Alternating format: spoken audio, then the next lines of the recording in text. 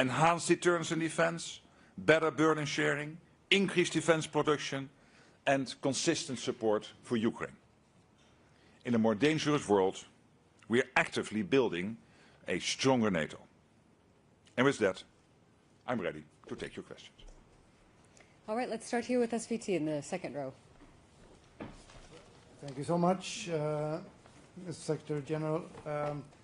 The Swedish Foreign Minister, good afternoon. The Swedish Foreign Minister had hoped that this meeting in Helsingborg would mark a new start for the alliance after a very turbulent period. How do you see it turning out? And if yes, what was key? Well, a new start, I don't know. I would phrase it a little bit different. I think it was a very good meeting.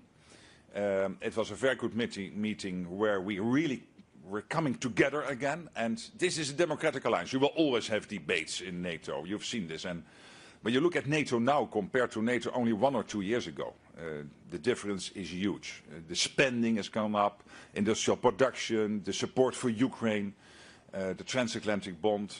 I think all of this is in so much better shape than only a couple of years ago. So the NATO is stronger, but today was important because there are always tensions you want to discuss, and of course we have to make sure that the summit in Ankara really delivers, and I have every confidence.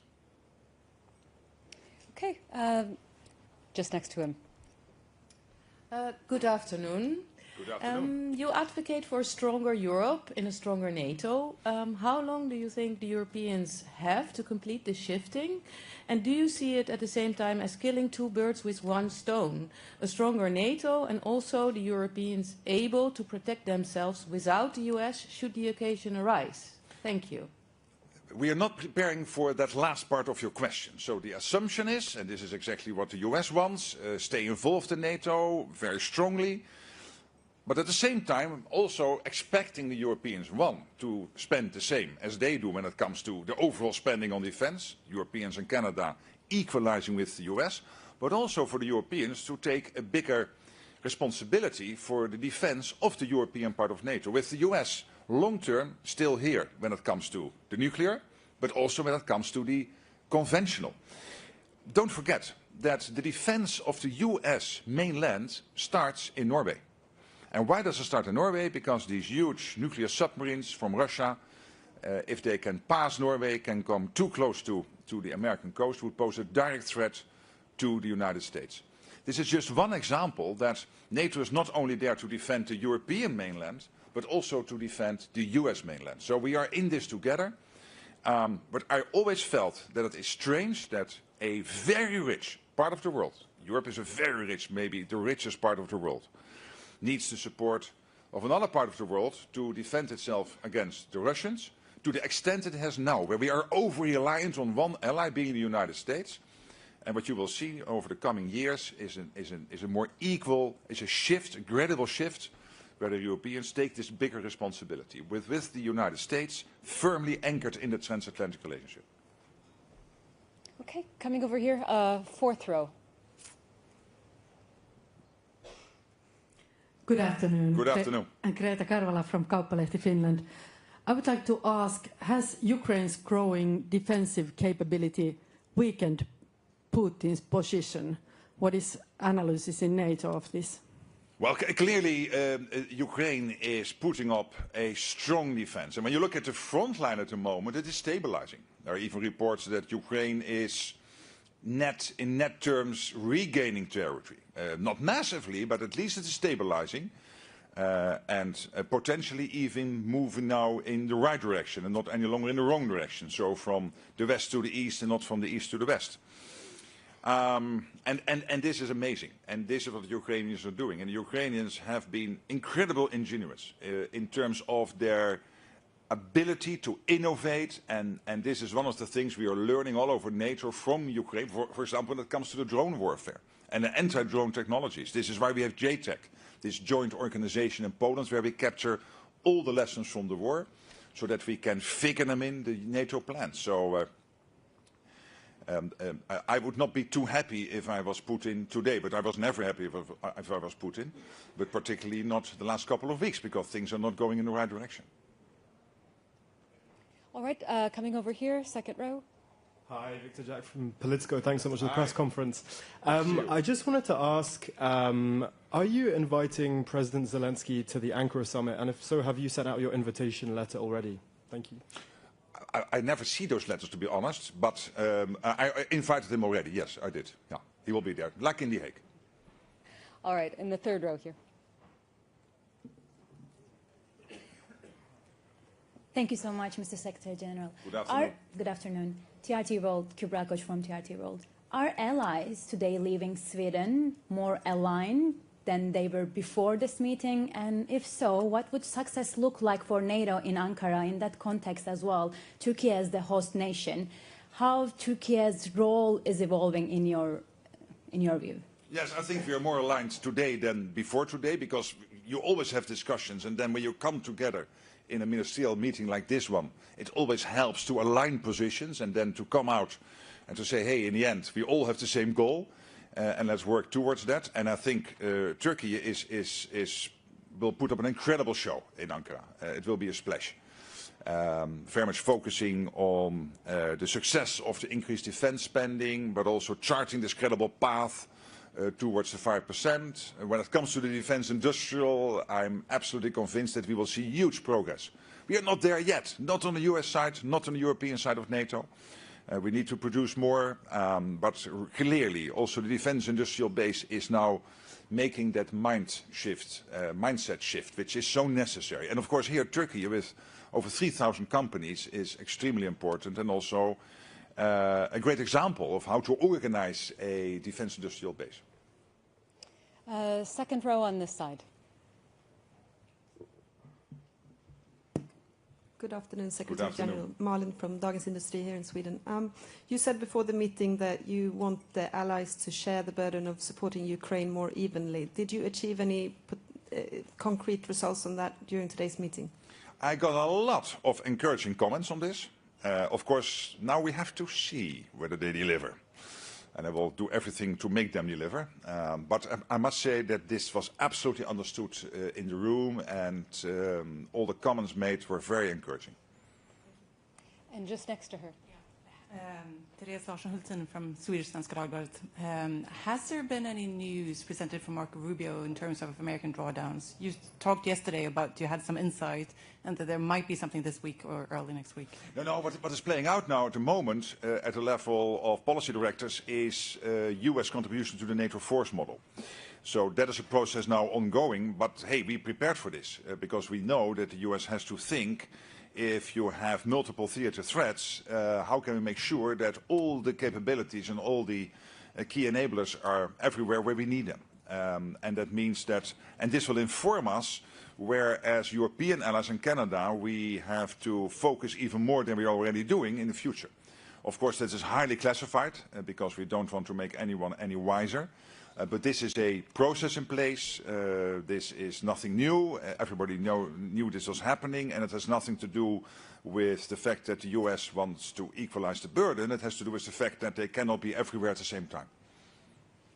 All right, coming now to the front row here. Hi, good afternoon. Good afternoon. Sanna Nygren. I'm wondering, you said earlier that you're not preparing for the withdrawal of the USA from NATO. Have you got a promise from Trump or Rubio that it won't happen in the future? And I have also another question. Some Swedes are afraid of that our membership will make us a target in the case of war. Can you guarantee that any ally will not place any nuclear armed plans or ships in Sweden? The second question is a bit difficult for me to answer, in the sense that, of course, we have the nuclear umbrella, and we know that France and the UK are also nuclear powers within NATO. The UK fully participating in the NATO nuclear planning group, and France having its own nuclear capability outside NATO, but of course we closely coordinate. But on your first question, I mean, this alliance is there to protect all of us.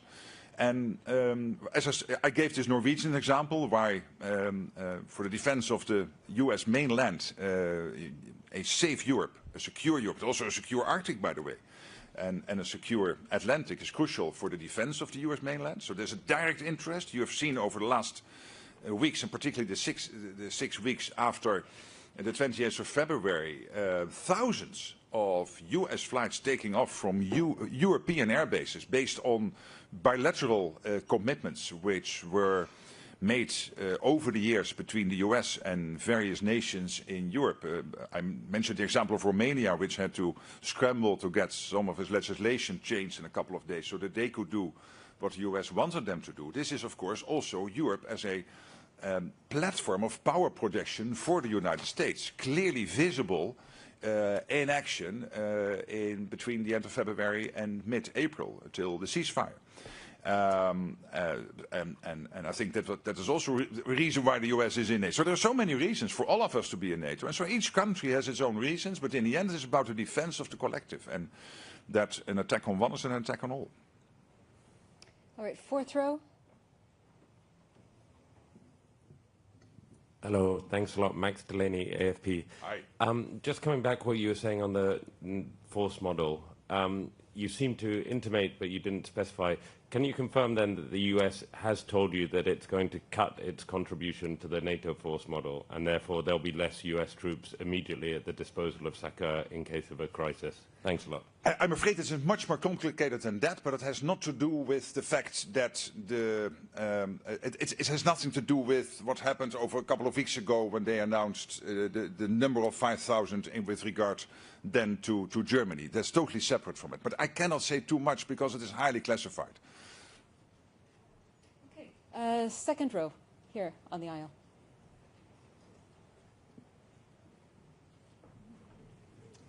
Good afternoon. Good afternoon. Aisha Mulasmal, VG Norway. So before Secretary of State Marco Rubio left for Helsingborg, his statements included deep disappointment with NATO allies and their failure to support US efforts in Iran. Is he now leaving Helsingborg less disappointment? And were any hard commitments made from NATO allies beyond offering support for the bigger cause of no nuclear weapons in Iran? What are the specifics? Well, the specifics you have seen over the last couple of weeks. The French-British initiative, the American initiative of freedom of navigation. Today, all allies were absolutely clear that freedom of navigation is a key principle. Indeed, that Iran cannot get its hands on a nuclear capability. This is a long-standing principle of NATO. As I said before, when I visited the White House early April, I also absolutely sensed the disappointment. It had to do with two things. One is that in some cases it took a bit of time before European countries were able to implement all the previous made commitments to using those bases in case of a US operation elsewhere where they would need those bases. And what you're seeing at the moment is that all over Europe, and this is from Portugal up to and including Germany and Italy and France, United Kingdom, and Greece, well, I'm not going to mention the whole list, Romania, Bulgaria and many others, that thousands of flights have been taking off over the course of the war against Iran. US flights all over Europe massively. So that was one disappointment, which I understand, but I was also, I think, early April to explain that massively Europeans are doing what they committed to, and this is not NATO, these are bilateral commitments, but still very important. Then when it comes to the Strait of Hormuz, when it comes to the next phase, you see now quite massively Europeans hearing the message from the US and pre-positioning essential equipment, ships and uncrewed systems and all kinds of other important contributions to in that next phase when it comes to the Strait of Hormuz. And this is acknowledged by the US. I'm not going to speak for Marco or how he leaves here. Of course, he could tell you yourself. I don't think that is my position, but I think clearly European allies heard the Americans. Coming over to this side, fourth row.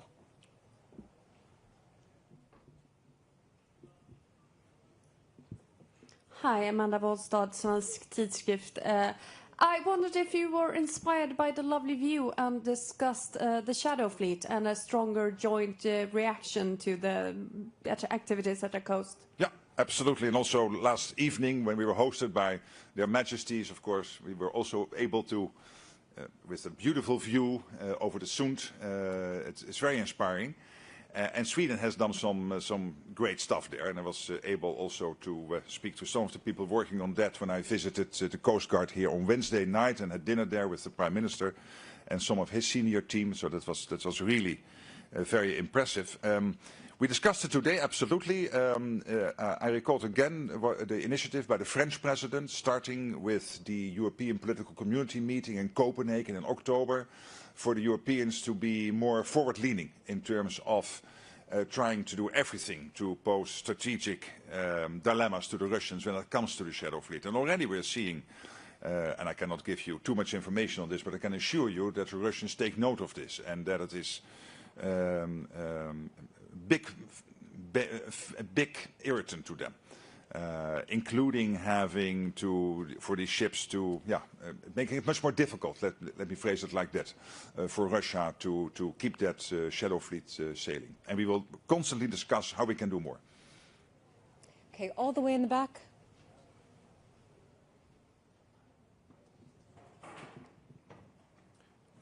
Good afternoon. Good afternoon. Tom Watkins from the National Middle East-based publication. You've outlined some generalities, but can you give us any specific asks from the US in terms of getting the Strait of Hormuz open? And are there any actions there still predicated on there being a durable ceasefire first? Thank you.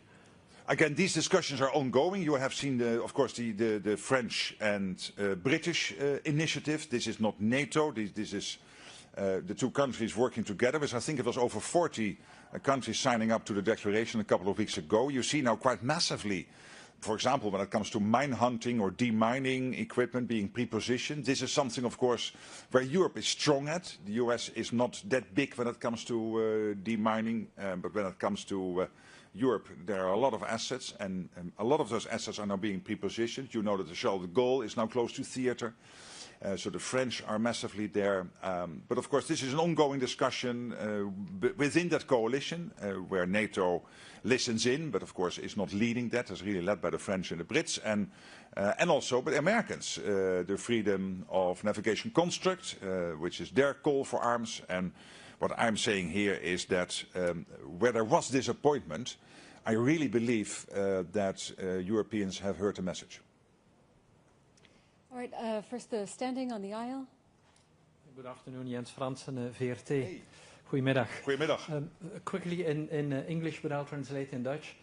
Due to budget restraints, the Belgian government, for instance, says, contrary to what is promised in The Hague, we're not augmenting to 3.5%, but we are flatlining on 2%.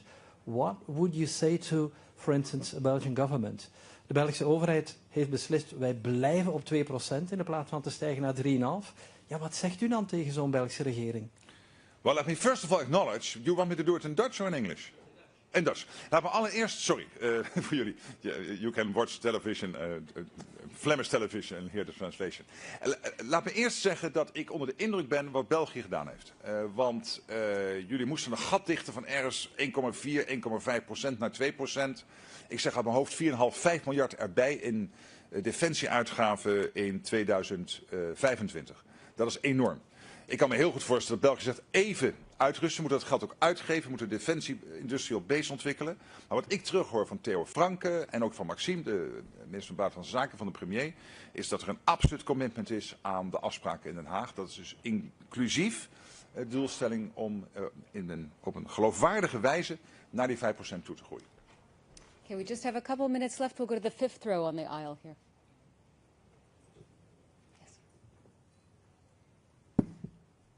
Thank you. Marilu Lucrezio, Rai, Italian Public Television. President Trump talked about reducing U.S. presence in Italy and Spain. In Italy, we have 13,000 American troops and different bases. Do you have any news about reducing in Italy? Let me zoom out. And zooming out, what we are doing in Europe is taking more responsibility for the defense of the European part of NATO. This is also with the understanding that the US has, of course, also to take care of the Middle East, Indo-Pacific, also in our interest here in Europe. So over time, what you will see It's in a structured way, step by step, the US pivoting more towards these other areas in the world, all of them closely connected, etc. So I cannot give you any specific numbers because, of course, this is in the end an American decision. But more generally speaking, I really want to commend the US for the fact that they do this in a structured approach, step by step, and with the common understanding that whilst the US will pivot more towards other theaters, that the overall deterrence and defense in Europe has to stay the same. Because we are facing the Russian threat. We all acknowledge this, and that means that it has to be done in a structured way. But because the fact that we spend so much more, we can have a stronger Europe and a stronger NATO, Europeans doing more, which is logical. Because in the end, as I said yesterday, I mean, in Europe, including UK and Turkey, you have about 600 million people. We have to defend ourselves against a country with between 120 and 140 million people. We are the richest part of the world. We should be able to do that without over-reliance on another ally on the other side of the Atlantic with about 350 million people. And of course, because we spend so little over the years, it takes time to get there. But with all the extra money and gradually now the capabilities coming in, we can do more. Okay. I'm sorry, that's all we have time for today. Thank you so very much for joining us. Thank you very much.